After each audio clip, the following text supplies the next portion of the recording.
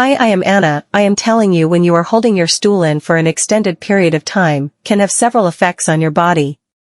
So, before I am starting, please subscribe my YouTube channel Raza Amaral and please press bell button. So let's starting, guys and girls. Here's some points.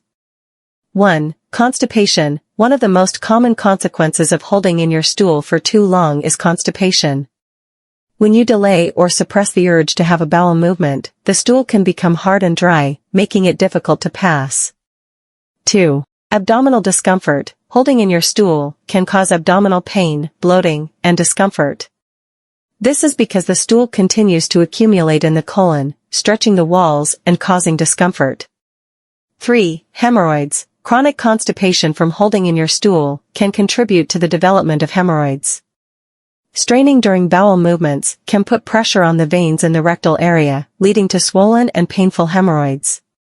4. Intestinal issues. Holding in your stool can disrupt the natural rhythm of your digestive system. It can interfere with the normal functioning of the colon and may lead to issues such as irritable bowel syndrome, IBS, or diverticulosis. 5. Increased risk of infection. When stool remains in the colon for a prolonged period, it increases the risk of bacterial overgrowth and infection.